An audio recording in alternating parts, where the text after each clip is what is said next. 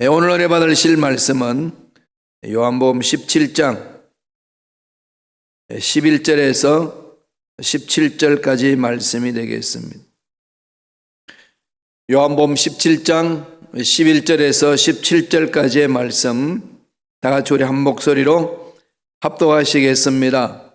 나는 세상에 더 있지 아니하겠하오나 그들은 세상에 있사옵고 나는 아버지께로 가옵나니 거룩하신 아버지여 내게 주신 아버지의 이름으로 그들을 보존하사 우리와 같이 그들도 하나가 되게 하소서. 내가 그들과 함께 있을 때에 내게 주신 아버지의 이름으로 그들을 보존하고 지키었나이다. 그 중에 하나도 멸망하지 않고 다만 멸망자의 자식뿐이오니 이는 성경을 응하게 함이니이다.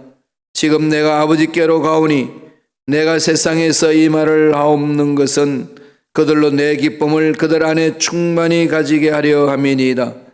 내가 아버지의 말씀을 그들에게 주어 싸움에 세상이 그들을 미워하여 싸우니 이는 내가 세상에 속하지 아니함 같이 그들도 세상에 속하지 아니함으로 인함이니이다. 내가 비옵는 것은 그들을 세상에서 데려가시기를 위함이 아니요 다만 악에 빠지지 않게 보존하시기를 위함이니이다. 내가 세상에 속하지 아니함 같이 그들도 세상에 속하지 아니하였사옵나이다. 그들을 진리로 거룩하게 하옵소서. 아버지의 말씀은 진리이니이다. 아멘. 이 말씀으로 제자들의 고난이라는 제목으로 은혜의 말씀을 나누겠습니다. 1986년 노벨 평화상을 받은 엘리 위셀이라는 작가가 있습니다. 아우슈비츠 수감자로 참 그 실상을 고발한 그러한 작품을 썼던 분이에요. 그래서 1986년 노벨 평화상을 받은 루마니아 태생입니다. 미국으로 망명의 소설가이죠.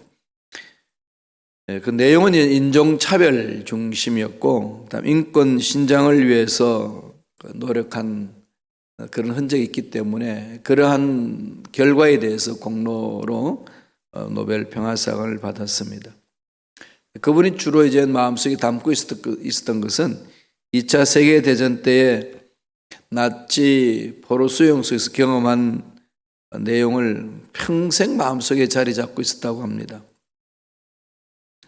그 아우슈비츠에서 포로 수용소에 있었는데 어떤 경험이 있었냐면은 유대인들이잖아요. 이제 13세 소년이 너무 배가 고파가지고 아우슈비츠를 탈출합니다. 탈출하다가 이제 잡혔어요. 탈출들 많이 시도하지만은 다 규시타부들한테 잡혔죠, 그게. 그래서 잡혀서 이제 들어옵니다. 근데 탈출하다가 잡히면은 처형을 해요. 그럼 미성년자인 13살 그 소년을 처형을 하는데 그 처형했던 장면이 이 엘리 위셀 머릿속에 가슴속에 꽉 박혀 있습니다. 평생 지워지지 않았다고 그래요. 처형을 어떻게 하냐면은 유대인들을 다 연병장으로 부릅니다. 교수대회를 해서 처형시키는데 그 앞에 다 모이게 하고 나치에 속한 군인들이 그들을 지키고 그들을 향하여서 저 교수대를 향하러 고개를 들라고 그럽니다. 고개를 숙이면은 채찍질이 가고 하니까 다 고개를 들고 거기에 목매어 죽어가는 13살 먹은 소년의 몸부림을 다 지켜보게 합니다. 그 공개 처형당하는 모습 어떻겠습니까? 완전 악마적인 거죠. 나치당이 그 짓을 했습니다. 애가 매달려가지고 숨이 막히니까 온몸이 떨리지 않겠어요? 그렇게 경련을 일으킵니다. 그리고 몸부림을 치면서 비명소리와 고통을 호소하는 거죠. 눈동자가 돌아가는 모습, 거품을 물고 몸부림치는 그 모습이 엘리 위셀 가슴에는 너무 고통스러운 거예요. 그러면서 자연의 기도가 나오는 겁니다. 마음속 깊은 곳에서 외쳐지는 거죠. 전능하신 하나님, 지금 당신은 어디 계십니까? 그 고통당하는 그 모습을 보면서 당신 지금 어디 계시나요? 전능하시다는 분이. 이게 막 가슴에 막 솟아나는데 그 질문에 대해서 하는 뜻 신비적인 소리를 들어요. 정말 이해할 수 없는, 자기 평생 이해할 수 없는 그 소리를 듣습니다. 어떤 소리가 들리냐면은 나는 저 소년과 함께 교수도에 매달려 있노라. 깜짝 놀라는 거죠. 그 신비 소리가 그 마음을 이렇게 가다듬습니다. 그러니까 이 세상, 지옥 같은 이 세상에 있는 것보다 저 천국으로 인도하는 그 하나님의 그 따뜻한 사랑을 체험을 해요. 그게 이제 가슴에 깊이 박혀 있습니다. 어떻게 살 것인가 늘 고민하는 거죠. 그러면서 이제 인종차별하는 것, 또 인간으로서 삶을 산다는 게 뭔가, 이런 작품을 많이 쓰고 또 그런 운동을 일으킵니다. 그래서 노벨 평화상을 받은 거거든요. 전쟁이 끝나고 프랑스를 방문하게 됐어요. 근데 거기에서 누굴 만나냐면은 1952년에 노벨 문학상을 받은 분이 있습니다. 잘 아시죠? 프랑스와 모리악이라는 분, 작가를 만나는데 그분과 깊은 교제를 하면서 자기가 체험한 모든 것들 다 이렇게 고백하는 거예요. 엘리 위셀은 이제 유대인이잖아요. 이 프랑스와 모리악은 크리스찬입니다. 기독교인이에요. 그래서 서로 이제 대화를 쭉 나누면서 이 프랑스와 모리악이 무슨 말을 한다면은 엘리 위셀이 그 신비로운 소리를 체험했다는 그것에 대해서 이렇게 이야기를 해줍니다. 나는 그 목소리를 알고 있습니다. 나도 그러한 그 은혜를 체험했는데 그 목소리는 당신과 같이 유대인인 예수 그리스도의 목소리입니다. 그분은 고난당했던 분들과 똑같이 고난당하시고 버리지 아니하시고 그 영혼들 목숨을 잃는 그 순간까지 품으시고 천국으로 인도하신 분이십니다. 아파할 때 함께 아파하시고 우실 때 함께 울 때 함께 울어주시는 분입니다. 고난당한 자를 향한 주님의 마음이 그게 있었고 그 마음이 당신에게 임했습니다. 그렇다고 그래요. 그들이 대화를 나눈 것 속에서 다 담고 있는 거죠. 주님의 마음이 어디에 있는지. 고난당한 사람들과 함께 합니다. 아파하는 자와 함께 아파하고 우는 자와 함께 울고 비명 지르는 자들과 함께 그 마음을 품어주시고 위로하시는 거죠. 오늘 본문에 그 주님의 그 마음이 그대로 나옵니다. 제자들을 걱정하는 마음이죠. 이제 주님이 십자가를 지시고 돌아가셔야 되잖아요. 그러고 나서 부활하시고 승천하셔야 됩니다. 이건 하나님의 마스터 플랜이지 않습니까? 그걸 다 하시는 주님이 아직 영적으로 눈이 열려지지 않고 영적으로 귀가 뚫리지 않는 이 제자들을 세상에 두고 가야 되시는 그 마음 얼마나 답답하고 아프시겠습니까? 그 내용을 오늘 기도하시는 거거든요. 그 기도하는 내용이 그 부분입니다. 그런 지금 오늘 저와 여러분 함께 나누고 싶은 것은 이 세상에서 살아야 되는 제자들이 어떤 고난을 겪는지 그걸 말씀해 주고 있습니다. 우리들도 천국 소망을 갖고 살지만 이 지상에 살아야 되잖아요. 땅을 딛고 살아야 됩니다. 땅을 딛고 사는 자들에게 찾아오는 고난이 어떤 것인지를 오늘 주님의 기도 속에 그대로 담겨 있습니다. 어떤 고난이 있다고 이야기를 합니까? 먼저 17장 14절 한번 읽어볼까요? 다 같이 한 목소리 읽겠습니다. 내가 아버지의 말씀을 저희에게 주었사오매 세상이 저희를 미워하여 싸우니 이는 내가 세상에 속하지 아니함같이 저희도 세상에 속하지 아니함을 인함이니이다. 제자들이 세상에서 당하는 고난이 무엇인지를 주님이 기도하시는 내용 속에 담겨 있죠. 뭐라고 이야기합니까? 말씀을 저에게 주었사오매 세상이 저희를 미워하여 싸우니. 세상이 미워한다는 거죠. 누구를 미워하죠? 천국 소망을 갖고 사는 제자들을 미워한다는 거예요. 참 진리를 추구하는 자들을 세상이 미워한다는 거죠. 이 세상은 뭘 말할까요? 흑암의 세력에 빠져 있는 사탄과 마귀 귀신들의 그 소나기에서 놀아나는 그 세상의 모습, 쉽게 말하면 타락한 모습, 하나님의 가치관과 다르게 살고 있는 사람들의 모습. 이 세상의 가치관은 어떠죠? 하나님의 가치관으로 살고 있는 사람들을 미워하는 겁니다. 그럼 당연히 찾아오는 고난이 있겠지요. 첫 번째 제자들이 겪어야 될 고난은 뭘까요? 세상의 삶이 주는 고난입니다. 세상 살이에서는 고난이 있다는 거예요. 그래서 고해다 이렇게 얘기를 합니다만 예수 믿는 사람들이 참 예수 잘 믿고 말씀 안에 살고자 하면요 고난이 있어요. 나는 예수 잘 믿는데도 세상 살기 너무 편합니다. 이러면요 그 신앙은 문제 있습니다. 말씀대로 살려면요 세상이 가만 안 둬요. 그래서 자꾸 포기하잖아요. 그죠? 이게 외적인 핍박도 있지만 내적인 핍박도 얼마나 많습니까? 오늘날 세상은 여러분 어떻게 고난을 주나요? 뭐 감옥에 집어넣는 것도 아닌데 무슨 고난이 있다고 그럴까요? 이 세상은 만모니즘에 물들었잖아요. 만모니즘. 만모니즘을 쉽게 말하면 뭐죠? 돈 세상이잖아요. 돈 세상. 정말 돈 세상이에요. 예. 돈이면 다 되는 세상입니다. 자본주의 국가에서는요, 하나님은 임재를 체험하지 못해도 뭐 그렇게 안타깝지 않습니다. 돈만 있으면 돼요. 어저께도 말씀드렸습니다만, 호주머니 돈이 없으면 불안해하지만은 하나님의 은혜를 체험하지 못한 것에 대해서 불안하지 않아요. 안 그러신가요? 예, 저도 갑자기 그런 생각 확 들더라고요.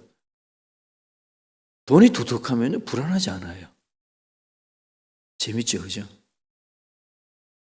예, 돈이면 다 되는 세상이니까요. 자녀 교육도 불안하지 않고요. 앞날 노후 대책도 불안하지 않고요. 세상 살아가는 데서 불안하지 않게끔 돈이요, 이루해 줍니다. 물론 궁극적으로는 이루가 안 되는 걸 다 알잖아요, 그죠? 이제 우리는 뭐 돈을 많이 못 가져봤기 때문에 그 세계에 못 들어가 잘 모릅니다만 상상을 하잖아요. 돈이 풍성하면 뭐든지 다 할 수 있다고 생각하니까. 그러니까 그 돈이 하나님 말씀 안에 못 들어가도록 방해하는 게 얼마나 많은지 모릅니다. 기도하지 못하고 안 해도 되게 하고 교회 안 나가도 뭐 편하게 살 수 있게끔 재밌게끔 살 수 있게끔 만들어주는 것. 여기가 조상원이 이렇게 충분히 이야기할 수 있는 게 돈이잖아요. 그 돈이요. 예수님을 잘 못 믿게 할 때 얼마나 많은지 모릅니다. 아니 그러면 우리가 돈 없이 살아야 되나요? 하나님은 그걸 말씀하지 않아요. 우리들이 이 세상에 살 때 돈이 있어야 된다는 걸 다 알잖아요. 예수님도 다 아시잖아요. 하나님을 섬기는 자에게 복을 주신다는 것, 영혼이 잘됨 같이 범사가 잘되고 강건하기를 강구하노라. 이 삼박자에 하나님이 예비하신 복이 필요하잖아요. 그런데 그건 어디서 오는 거죠? 영혼이 잘된 같이 거기서 출발하는 거죠. 먼저 그 나라 그 일을 구하라. 그러면 모두 넘치도록 채우지를. 이 순서가요 참 단순한 것 같은데 참 일상생활에서는 참 쉽지 않습니다. 훈련하지 않고서는요 순간적으로 넘어가게끔 되어 있어요. 지금 여러분 새벽 예배 들으시는 분 침대에 누워 계신 분도 계시죠? 침대에 앉아 계신 분도 있고 편하잖아요, 그죠? 뭐 아무렇게나 옷 입고 무엇해서 그게 좋죠 지금, 그죠? 그거 습관은 되지 않도록 잘 노력하세요. 교회 새벽에 나오는 것보다는 침대에 머리팍에 딱 핸드폰 놓고 누워가지고 달콤한 소리 들으니까 얼마나 좋으시겠어요.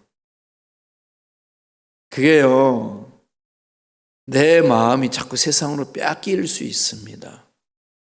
정말 조심해야 돼요. 왜냐하면 주님이 그 말씀을 하시고 한 번 더 볼까요? 요한복음 17장 14절 말씀 다 같이 한 목소리 읽겠습니다. 내가 아버지의 말씀을 저에게 주었사오매 세상이 저희를 미워하여 싸우니 이는 내가 세상에 속하지 아니함 같이 저희도 세상에 속하지 아니함을 인함이니이다. 아버지 말씀을 받은 자들은 세상이 미워한다 이렇게 얘기하지 않나요? 세상 가치관과 싸운다는 거죠. 하나님의 말씀은 세상 가치관과 싸우게 합니다. 성령이 임하면은 육체의 소욕과 싸우게 하는 거죠. 사도 바울이 말하는 그 성령의 역사는 그렇게 이야기합니다. 성령이 임하지 않으면은 세상 가치관과 짝해서 살아요. 하나님의 말씀이 그 마음을 주장하지 않으면은 세상 가치와 짝을 맺고 살게 합니다. 그러니까 세상 사람은 아무 지장이 없어요. 말씀이 살아있고 성령 충만하면요 세상 가치관대로 사는 게 부담스러워요. 답답합니다. 편하지가 않아요. 그의 말씀을 하는 거거든요. 세상 가치관은 우리를 미워해요. 그래서 고난이 있거든요.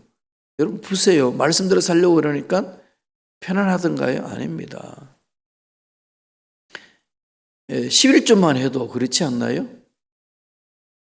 꼬박꼬박 하나님 앞에 정확하게 11조 드린다는 게 쉽지 않지요.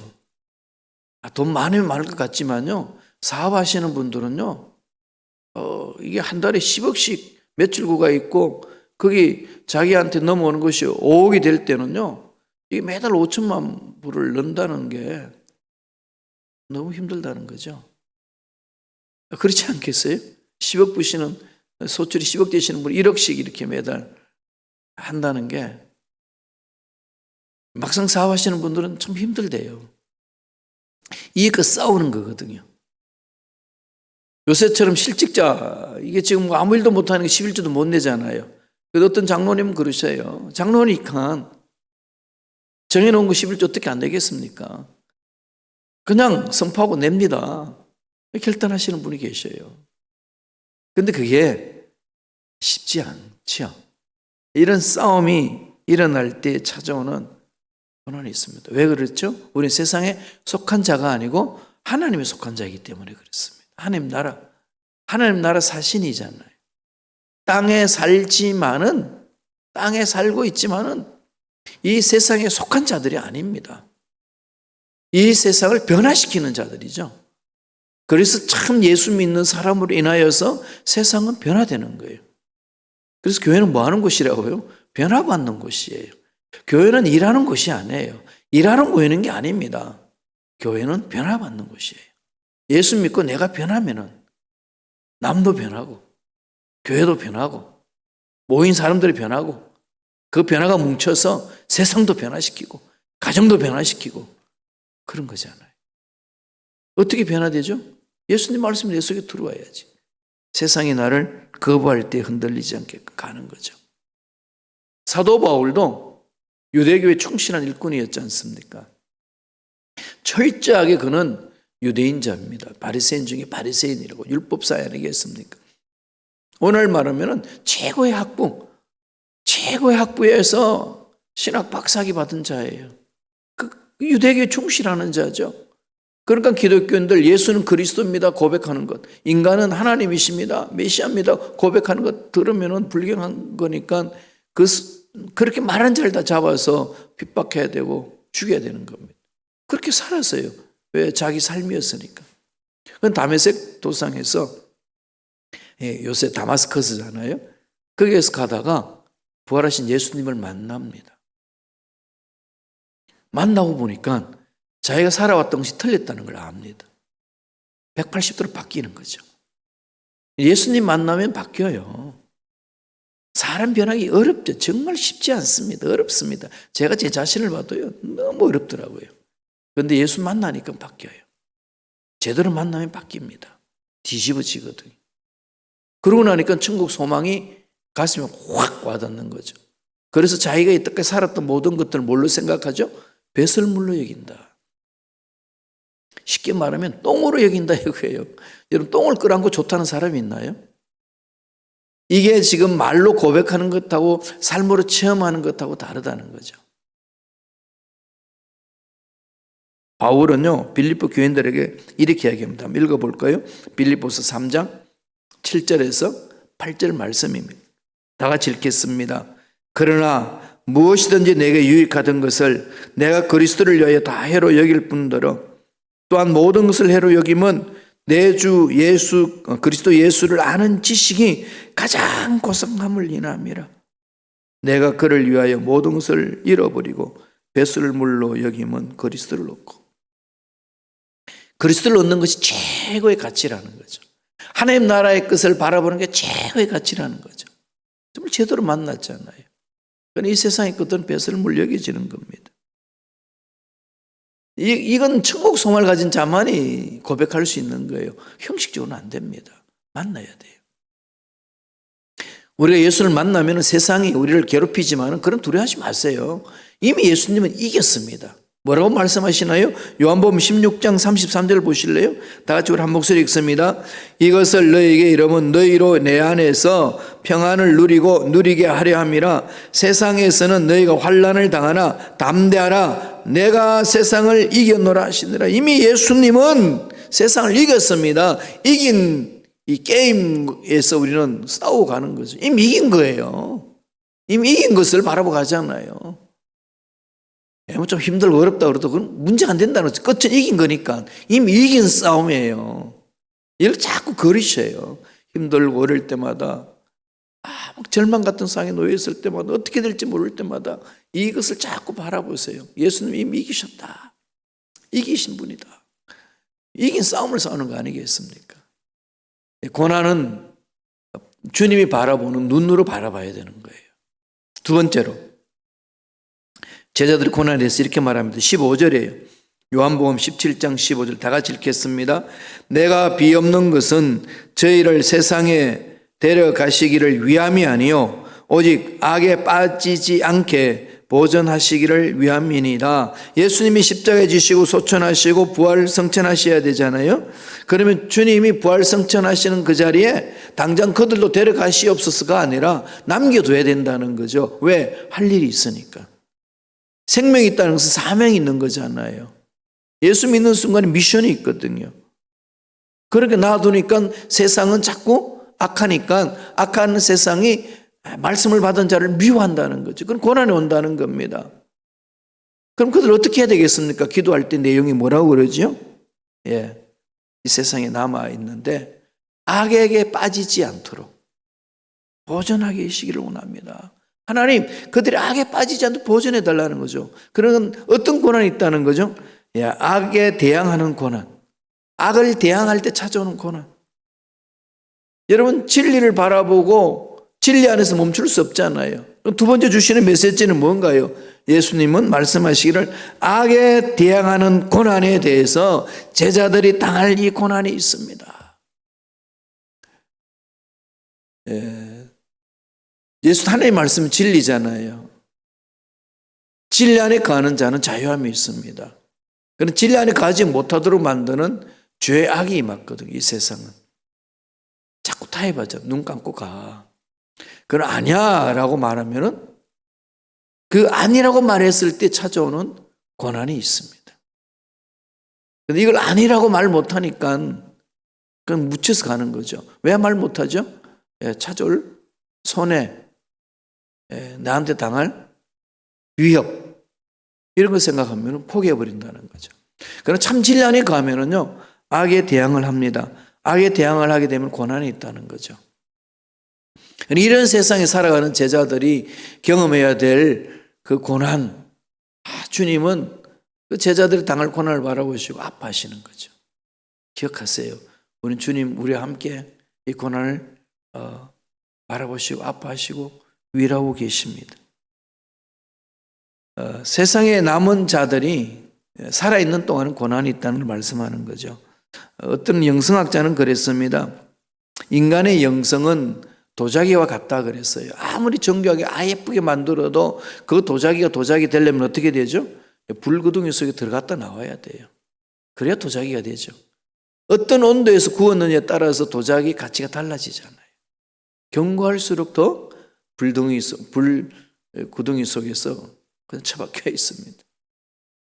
우리 인격도, 우리 영성도 그런 거죠. 이 인간이 예수를 믿어 하나님의 자녀가 되고 천국의 기업을 상속받을 수 있는 자가 되었음에도 불구하고 아직 남아있는 육체의 연약성이 있잖아요. 그걸 죄성이라고 그래요. 샘플리스라고 그러잖아요. 죄성. 죄를 지었기 때문에 죄성이라는 게 아니라 예수를 믿고 다 죄가 청산됐는데 죄를 지을 수 있는 연약성이 있다는 거예요. 죄를 지을 수 있는 육체의 연약성. 언제까지 있을까요? 육체를 입고 있는 이상은 끝까지 가요. 죽어야 없어집니다. 그러니까 이것 때문에 넘어지는 게 많거든. 그럼 이걸 벗겨내려면 어떻게 해야 되겠어요? 고난을 통해서, 역경을 통해서 훈련해야 되는 거죠. 그래서 성령으로 충만해야 이걸 이겨낼 수 있습니다. 욥은 이렇게 이야기를 해요. 23장 10절 보실래요? 다 같이 한 목소리 읽겠습니다.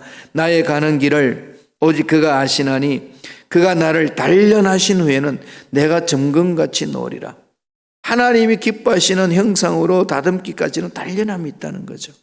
그래서 우리는 이 세상 살면서 더 단단해지기를 원합니다. 더 단련되어서 온전하게 변화되기를 원하고 있는 거죠. 이런 단련되는 과정을 주님은 지켜보시고 아파하시는 거예요. 살아야 되는데, 사명을 감당해야 되는데, 그걸 하려면 강해야 되는데, 그걸 어떻게 되죠? 훈련 받는 거죠. 훈련 받아야 되잖아요. 머릿속으로 아는 것 같아요. 여러분 운동해서 아시죠? 수영에 대해서 물에 가만히 있어라 떤다 그러면 떨면서 이렇게 물장구 치고 팔로 이렇게 물을 끌어안고 당기면 나간다. 이런다 하지만 물속에 들어가면 어떡하나요? 그냥 맥주병이 되잖아요. 그냥 병처럼 가라앉죠. 이유는 뭘까요? 머리는 알지만 훈련 안 되면 못 하잖아요. 영성도 마찬가지예요. 다 알아요. 그죠? 이제 하도 많이 들어서 어떻게 한다가 알아요. 근데 훈련을 안 해. 그러니까 영성 깊지가 못하고 말씀이 서질 못하는 거죠. 그래서 이건 훈련하셔야 돼요. 말씀 읽는 거, 묵상하는 거, 암송하는 거, 말씀을 쓰는 거, 연구하는 거, 기도하는 거. 이건 안에 훈련해야 돼요. 그렇지 않으면 고난이 막 와가지고 나를 괴롭힐 때 있거든요. 그렇게 하는 이유도요, 다 단련시키려는 거죠. 그래서 주님이요, 이렇게 말씀하셨어요. 누가복음 10장 3절에 보면은 안타까운 모습을 얘기하시는 거죠. 갈지어다 내가 너희를 보냄이 어린 양을 이리 가운데 보낸 것 같도다. 어린 양을 이리 가운데 보낸 것 같다. 그죠? 꼭 부모들이 자식을 세상에 내놓을 때 모습이 꼭 물가에 내놓는 모습 같다. 위태위태하다는 거죠. 그래서 주님이 기도합니다. 마태복음 6장 13절에 뭐라 기도하라고 그러죠? 우리를 시험에 들게 하지 마옵시고 다만 악에서 구하옵소서. 죄와 싸우면서 고난이 있을 건데 그 많은 고난이 죄악 가운데서 빠져버릴 수 있다는 겁니다. 싸워서 이겨내려는 거죠. 그래서 사도 바울은 날마다 싸운다고 그랬습니다. 날마다 죽고 싸운다는 거잖아요. 로마서 7장 23절 24절 보실래요? 바울이 고백합니다. 이건 우리 속에 있는 거죠. 우리 속에서 죄성과의 싸우는 모습 같습니다. 다 같이 읽겠습니다. 내 지체 속에서 한 다른 법이 내 마음의 법과 싸워 내 지체 속에 있는 죄의 법 아래로 나를 사로잡아 오는 것을 보는도다. 오라 나는 공고한 사람이로다. 이 사망의 몸에서 누가 나를 건져내랴. 끊임없이 죄성이 나를 넘어지게 하거든요. 또 타락한 세상은 내 죄성을 발목을 잡고 흔듭니다. 타협하지 말라는 거죠. 어떻게 하라고요? 싸우라는 겁니다. 어떻게 싸울까요? 이미 승리한 싸움이에요. 말씀의 능력으로, 성령의 능력으로 싸우라는 겁니다. 이 고난은요, 바로 말씀이 있어야 되고 성령의 기름 부으심이 있었어야 돼요. 성령 충만할 때만이 가능합니다. 다른 방법 안 됩니다. 말씀 위에 서서 성령의 기름 부으신 가운데 고난을 잘 극복하시고 이 고난 주간에 주님이 주시는 그 놀라운 은혜를 마음껏 체험하는 저와 여러분 되시길 간절히 축원합니다. 기도하겠습니다. 하나님 아버지 감사와 찬양을 드립니다.